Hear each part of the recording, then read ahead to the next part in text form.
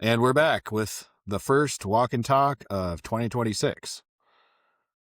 We've had a pretty eventful January. It always ends up slow through the holidays, and then all of a sudden, quicker than you think, bam, bam, bam, you're doing weekend stuff, year-end stuff, and getting ready for the new year.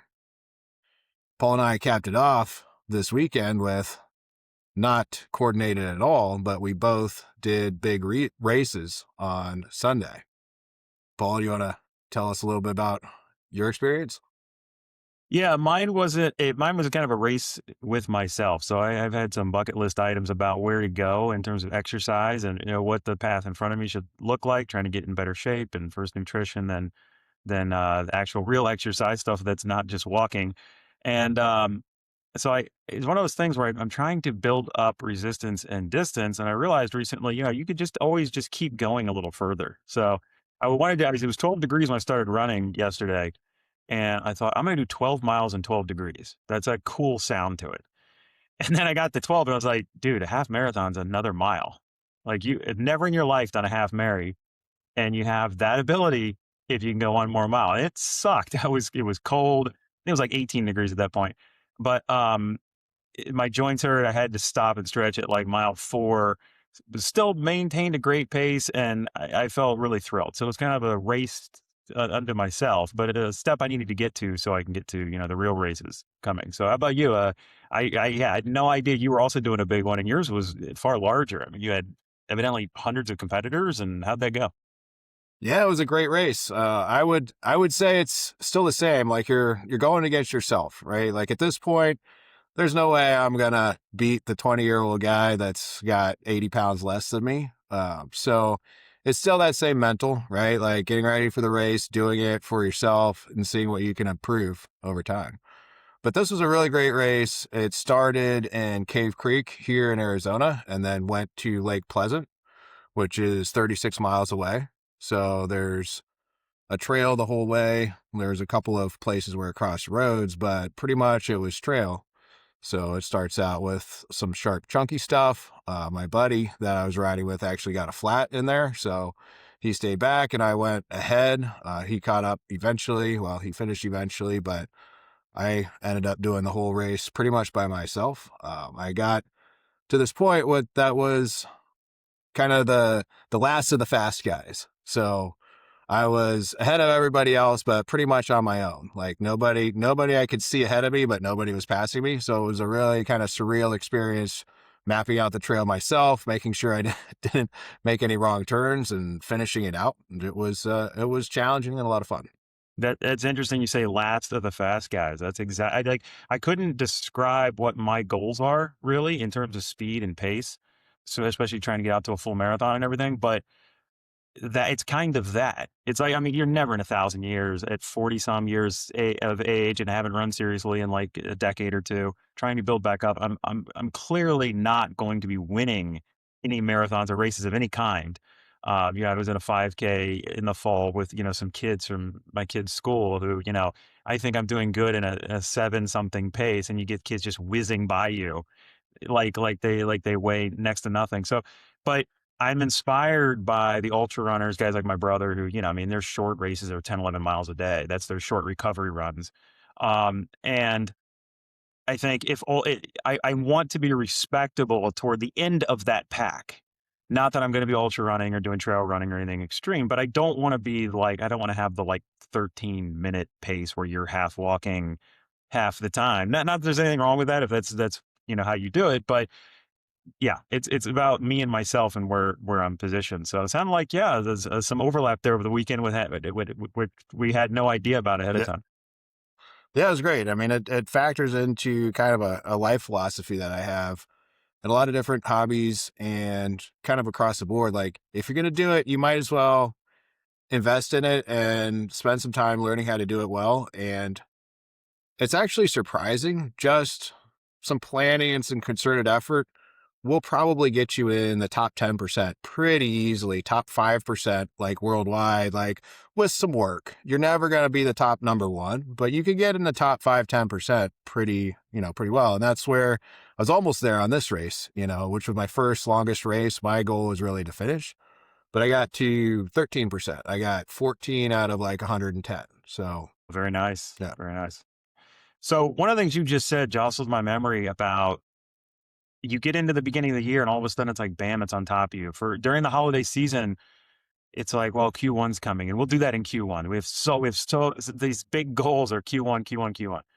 And then you get into Q1 and it's like, damn, it's January 20th, 25th already. I'm looking at February, which means a third of Q1's gone. In fact, as you know, I see you smiling, you probably know where I'm going with this. I was in a meeting a few days back, a roadmap planning meeting with some other members of the team, and I kind of just got really frustrated in the meeting. And I was like, I'm just tired of talking about all this stuff for Q2, Q3, the rest of the year, all of which, by the way, is we were supposed to be doing. So I was the one with the problem. But like, I kept thinking to myself, Q1's already over. We haven't even gotten clarity and productivity to the extent we wanted to around our Q1 goals. And to some extent, we're still pushing out Q4. We're trying to hit good on a couple of things that maybe got behind or that in some cases were out of our control, partner related and whatever. And so it is very frustrating kind of the you go from like this pent up demand, this pent up excitement before Q1 of like, all right, the new year's coming. We're going to do Q1 right this year. And then you get into Q1 and it's like, bam, it's right on top of you. And you're into February. And before you know it, it's like, okay, now we got to plan the rest of the year because Q1 was just mopping up from whatever. Right. Yeah, well, that was a learning that we did do this year, which was don't try and finish anything in Q4 and like plan to get stuff done. So we did that correctly. Like there is no like, hey, let's knock this stuff out during the holidays. That's just not going to happen. But I think that's a growth and maturity in us. Like realize that, like you just said, you're frustrated, then you realize that frustration was yourself, right? Like there was nobody else to blame for that. That's something that priorities, and a lot of priorities is deleting stuff, right? Committing and figuring out what stuff needs to be deleted to make room for the actual really important stuff. Yes. And what came out of that is a conversation that you and I have had a lot and then ended up metastasizing or maturing into something we talked to our team about today, which was just for you to you and me. Of course, the word is delegation, but it's more than that, right? I mean, delegation typically a lot of these companies and conversations is, um, I'm going to hire a manager to go do the things that I don't have time to do, and I think which has been part of our ethos for a long time, but we're also starting to develop now is realizing that with a group of our size, which we're not super big, but we've matured out in places, and we have, our engineering team is like 10 strong. And we realized, these guys have a lot of brain power and a lot of experience. They have really good minds. And so does our product team and so do others. And so, early product tasking decisions, even user acceptance design related things, sometimes you're not going to get right early in the year or back in roadmap conversations. It's going to come out of those that are building it. It's going to come out of the engineering mind that's actually playing with it. And of course, it does two things. It takes some of the burden off of your lap as the person who's trying to design it and think about it ahead of time and lay it all out, because you don't have to do all that, depending on how you set it up. But then also it gives this kind of creative freedom and this beauty to the programmer to care about what they've built. Instead of seeing it as, well, I'm just a mercenary who's just doing whatever was tasked, and then I have to turn it back. And I can't touch the electric fence anywhere. I've got to, I don't need to stay within my lane. I can actually create things and then be proud and love my creation. So, I mean, you're feeling that too? I mean, I know you talked about this the other day, and I felt it again this Yeah. morning in that meeting. Yeah, it's a big change, and it's something that we've known we need to do for a while, and I think just kind of subconsciously resisted it, and we were able to for a while. And then it got to a point where it was clear it's just we have way too much horsepower. We can't be running around. We have to figure out how to, like you said, delegate. Which is kind of in my head, it's a little bit of a dirty word, right? If you just handing off a task without following up, without training, without teaching someone, without helping them out, then it can be bad. But it can be very good if you're able to, through some time investment, almost clone yourself. and not put your own stamp on everybody, but transfer those values of what do I believe? How do I look at the user experience? What has made this product unique over the years? Who are our core customers and how do they think? And then that also eye for detail, which I think you get as a craftsman where you are responsible. It is your baby. And you look and you say, hey, this isn't quite right. This doesn't feel right. There's something out of place. And you take the time and effort to go hone that and smooth it and make sure everything's great. Yeah, I agree.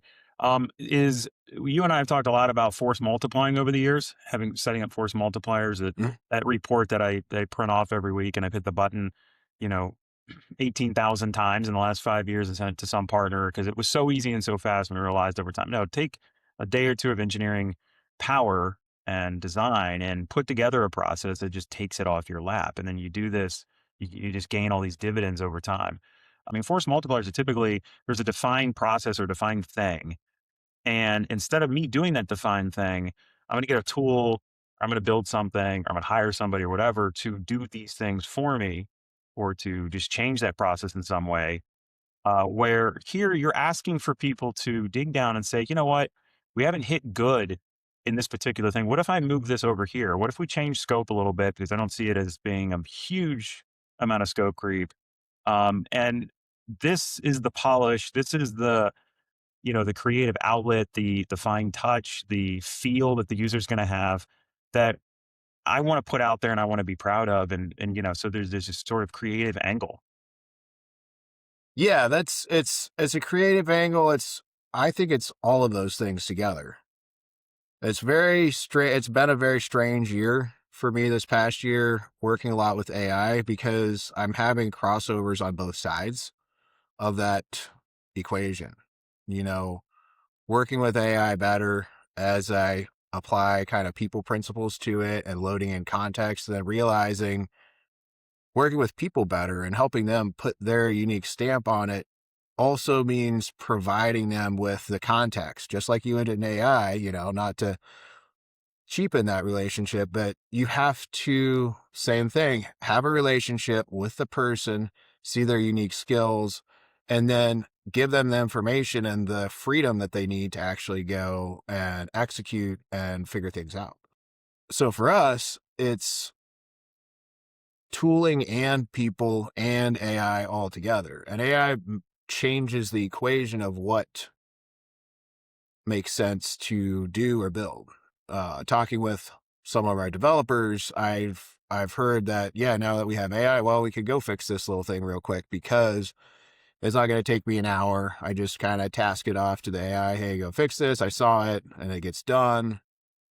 And that allows you to pay more attention and address more of those things. Same thing with the tool that built for you. That would be, probably a week before. Now it's a day, maybe even less, when you can take the time, build the context, and let the AI crank out most of that feature. What happens when you have members of the team who want to be creative and want to give design feedback, but they're not good at it? That's a great question, but I think that the desire and want is the key there. If they want it, then you will be able to, that's trainable. You can help them. Hey, you see that passion? Let's direct that. Let's figure out, okay, what is the overall design language and philosophy? Transfer some of that to them and help them to think along the same lines where you have the overall design and you know what the goal is, and you can work within that and put your unique stamp on that rather than violating it or following it rote. You're able to work together with that. Yeah, I think it requires a lot of tolerance too, like a lot of other things, a lot of patience, I should say. Like a lot of other things we've set up over time, execution requires a lot of patience and a lot of rehashing, remeasuring, checking, because you're going to have that. You're going to have, four different people in a product team that's 15 to 20 people total. You're going to have different people offering this feedback. The more it frees up, might have QAs coming forward with things that just in their mind are good ideas because they might see things in a very functional, dry, wireframe type of way, and why don't we put a button one layer higher? You're going to have some that just kind of have a natural feel for, well, what is our design pattern overall? What have we done elsewhere, and see it as more of a consistency or symmetry type thing. So it's interesting where it will go. I think the two of us need to have patience and continue not putting up guardrails, but teaching and helping and listening. And I think it's going to go somewhere pretty cool. Yeah, I think we're learning by doing here, and some of the stuff that we talked about decades ago and books that we read like E-Myth and stuff like that. I think we're starting to realize at a different level what it means to work on the business instead of in the business. And it's something that I'm recognizing, like, you can only see the next step ahead, right? 10 years ago, we could never visualize what this would be. But now that we're here, now we can see, okay, this is the next step that we need to take along that line of a decade ago, working on the business meant building automations, building processes, stuff like that for us. Now it means working with people and helping and training them and building the culture and building processes for them to take things to the next level and be able to invest with their unique energy, but focused along the same path with the entire company working together. I was on a phone call recently with somebody who asked, um, what is culture? What does culture mean? I was just mentioning, well, our culture is really good. We're really proud of it. And like, well, what is that? And I rehashed something in my mind. I just kind of regurgitated something in my mind that someone had told me a long time ago, which is that culture is what your team does when you're not around. So if you say create happiness, and that's our principle, or speed is a feature, and that's one of our principles. Okay, yay. But whatever your principles are, you can say whatever they are in the moment when you're there, and people will do it because you're telling them, no, no, this defied this principle, and okay, fine, I didn't realize that, and they go change it. The question is, if you're on vacation or on sabbatical, or you're just not around, do they reach for that when you're not there? If they do, and you hear the team itself talking about speed as a feature, one touch solve, a great happiness, then you've achieved culture. That is the culture, or I should say, that has become your culture. You always have a culture of some kind. It's whatever's permitted and whatever happens. So in this thing too, it'll be interesting to see how you get this into culture, because it's easier, I think, sometimes to build culture of one sort or another with guardrails. It's harder to say, yeah, no, let's think about it from your consulting eyes. Think about how you would follow a different design pattern, how you would hit good with this feature that needs a little more scope creep, and in a way that's patient, but for which there is balance, and you can push back, or you can decide something needs to go down the road versus now. I think it's going to be, I don't have the answer. I'm just curious, like, how that's going to affect the culture side as well, because we talk a lot about culture. Yeah, it's going to be an interesting journey together, and it's not something you can map out ahead of time. That's the really strange thing about this, and a lot of the learning and growing I've done over the past couple of years, being comfortable with that, knowing, hey, we're going into an unknown place and it's gonna be okay, and we're gonna all figure it out together. We have a incredible team that can do that, is very capable of it, and wants to, more importantly. And that's when you know that culture really is echoing through, when people are repeating it to themselves. And a lot of that's just repetition, and also opening up the space for people to make those decisions. If it's forced, if this, then that, then it doesn't really have the same ring to it as, hey, here's a decision that I get to make and I choose to go do this thing. And I've also seen it work out, and I know it's going to work out if I go along this path. So Q1, like I said, we find ourselves here on the edge of February, and that means Q1 is already one third over. And we've talked about alignment around delegating a little bit more, about force multiplying, about bringing things out of the power of our group that's already there and allowing those minds to be creative. Um, how do you feel about Q1 itself in terms of the workload we're working on? some of the things under the covers. Any thoughts there about what's right around the corner or what you want to? I think we got a lot of exciting stuff coming out. A lot of it's been coming for a while. We've got all kinds of things for new people that will be joining Owner as well as stuff that we've been thinking about for a long time and is finally coming to fruition that will help drive quality, let's say quality, because that's going to be one of our new features in our existing people. Do you have a favorite feature that you're looking forward to for Q1? Yeah, I think that quality center thing you're talking about is, I think getting a peek into where that's going is pretty cool. Um, I think watching Resi, I know we've talked so much about that the last year. We've done a lot of marketing and we've gone to conferences with the new banners and stuff. Um, I think I think where that's going is just it's almost kind of the tip of the iceberg. There's a webinar coming up that we're going to have about the general availability of it now and how it works and it's kind of the basic features. But I feel like every time I turn around, because we built it the way we did and we own the data and it's really built in deeply and it's really a core part of the system, kind of like channel management. You can't really use OwnerRes without really being immersed in our powerful channel management feature that's just kind of there all the time. And I feel like Resi's starting to just kind of not take over, but become that same level of foundation or pillar. You feel it all over the place. It's not a matter of going like, oh, hey, it'd be good if we had some gimmicky little AI thing here. It's just realizing that so many decisions from the beginning, whether you're coming in new, we have an onboarding setup wizard overhaul coming that we're really excited about, through getting into the core of managing day-to-day business with your messaging and that kind of stuff. But then in analysis and task work and stuff, and there's just so much there that when you have a really mature, fleshed out system like we do in so many areas across 8 product segments, there's just so much potential to kind of glue all that together and hand things back and forth in this very fluid way, um, with what we call Resi, but AI.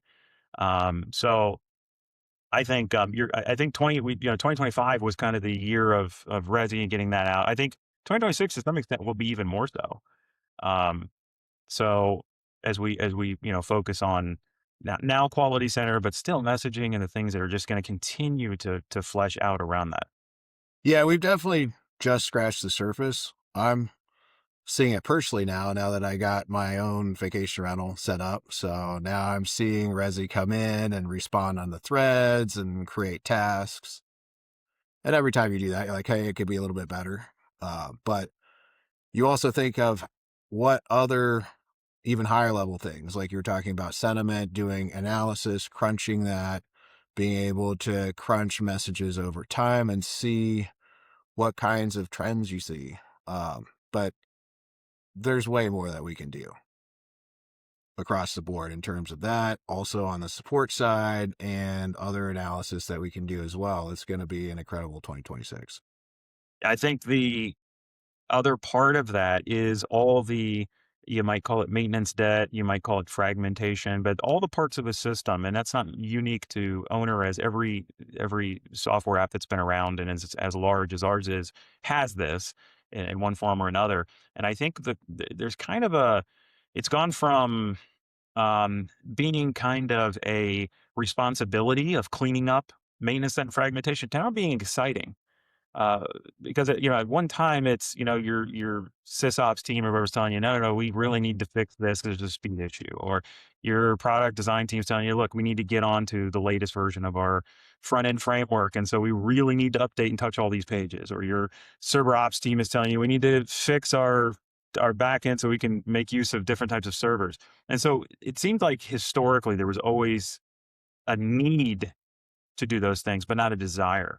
And what's cool about the AI stuff now is I'm starting to see that like you want to do all those things. And the reason is because the more you do them, the more you can clean things up and then have AI meshed with them or driving them in certain ways or just using them in a way that's a lot cleaner. because you have this assistant, these smart features that are sitting there, able to use something that's simple and cleaned up better than it can use all the disparate parts or the old parts of what was there before. So it's maybe it's just me. I don't know who else would agree with this, but I've kind of had a renewed eagerness and excitement about rebuilding some of the old stuff and cleaning up some of that stuff. So I know my Q1 and Q2 view has shifted a little bit along those lines. Yeah, I would agree with you. And I think it's because AI just changes the equation dramatically. You get a lot more benefits from good coding practices, clean code, modern code. And also, AI gives you the leverage that lets you upgrade things a lot easier and go faster. If you do it right, it's a compounding snowball where every little upgrade gets you a little easier, a little faster. The AI is able to do things a little better. You build test frameworks, you build other stuff, which is very important for the AI to be able to go do stuff independently. If there's no way it can verify, then you're the only verifier. But if AI can go automatically verify, then it's a lot better about going and doing independent work for a longer period of time and producing a much better result. So all of that feeds back into being able to focus a little bit higher level on the things that you want to do instead of just kind of grunging on lines of code and systems that are out of date. You can move that ball forward and start to get excited about the capabilities that you can add. There's and going back to working on the business, working in the business. It's something I think you learn over time. This is our first company at this scale. We've done stuff for decades and decades, but nothing here. I don't know. I would assume that once you've been past here, you start to see these things a little clearer.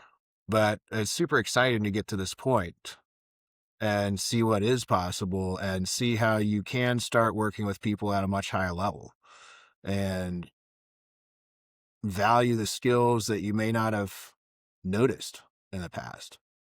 Um, it's something where hiring becomes super important. The skills of individual people, being able to build out a company that really just works together very well and has the capabilities and bandwidth and excitement to look at a problem and see what's going on. Yeah, 100%. All right. Well, Q1, here we come. The rest of it, I guess Q2, here we come as well, even sooner than we thought. So Yeah, all the quarters are going to be upon us. That's that's what starts happening as you get to this stage. I think that'll do it for today. What do you think? Yeah. Yeah, Do we have it's to say the episode number every time? That concludes episode 6. I don't think people do that past the first couple. I don't know, help us out, Paul. We're floundering here. Maybe we should record and maybe we should chop that. Wait, is this live?